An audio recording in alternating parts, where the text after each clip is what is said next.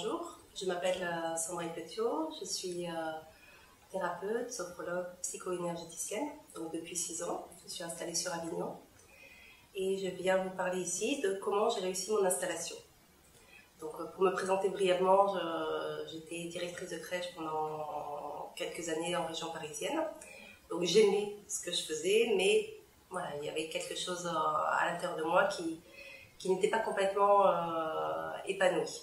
Donc je sentais une certaine forme aussi de lassitude. Donc c'est comme ça que j'ai intégré les formations de Cassiopée. Au départ, pas du tout pour être thérapeute, mais plutôt pour mieux me connaître, travailler sur la confiance en moi, travailler sur mes peurs, travailler sur le mécanisme de la psyché. Tout cela m'intéressait beaucoup. Donc c'est dans cette optique que j'ai intégré les formations. Et même si au fond de moi, il y avait une petite partie de moi bien enfouie qui rêvait que d'une chose, c'est d'être thérapeute. Mais cette partie était complètement recouverte par toutes mes peurs. Donc c'est qu'au fur et à mesure des formations de Cassiopée, avec le gros travail qu'on fait sur soi, que l'idée de devenir thérapeute a cheminé. Donc pour revenir sur le sujet qui nous intéresse, qui est comment j'ai réussi mon installation, je parlerai de 3 étapes importantes.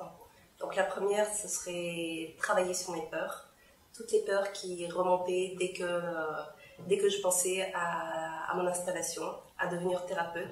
C'était peur d'avoir personne, peur d'avoir quelqu'un mais qui ne revienne jamais, peur qu'il me trouve nulle, peur. J'avais énormément de peur.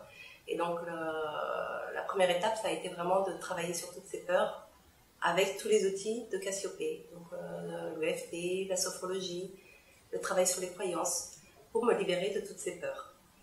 Et parallèlement à ça, j'ai intégré le module Réussir mon installation, qui se fait sur 3 week-ends, et qui m'a vraiment permis de réussir mon installation. Donc dans ce module, il y a 3 pôles.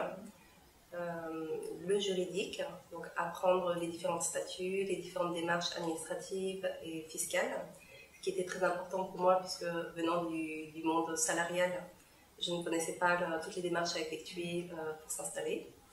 Ensuite, le pôle identité, donc définir son identité de thérapeute, qui pour moi est un pôle indispensable, car définir son identité de thérapeute permet ensuite d'aller se faire connaître différents professionnels. Donc, définir son identité de thérapeute, c'est aussi savoir comment on va se dénommer. Est-ce que ça va être thérapeute, sophrologue, psychopraticien, psycho ceci, psycho cela.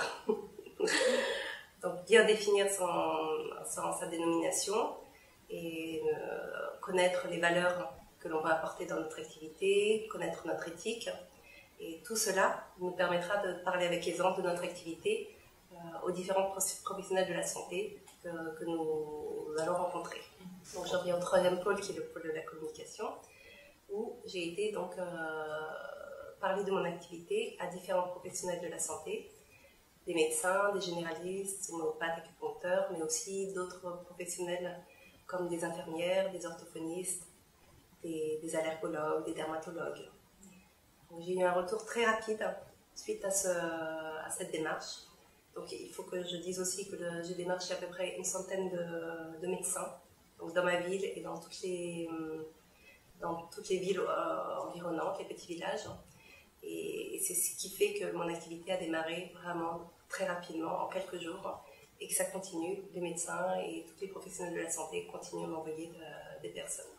Pour résumer, donc, pour bien réussir mon installation, les 3 étapes ont été le travail sur mes peurs, le travail dans le module de réussir mon installation et la communication donc, auprès des professionnels de la santé. Et je remercie infiniment Olivier et tous les intervenants d'ailleurs de ce module, car c'est vraiment grâce à ces précieux conseils divulgués dans ce module qui m'ont permis de réussir mon installation. J'espère que tous ces conseils vous aideront à réussir vous aussi votre installation. En tout cas, c'est ce que je vous souhaite. Merci.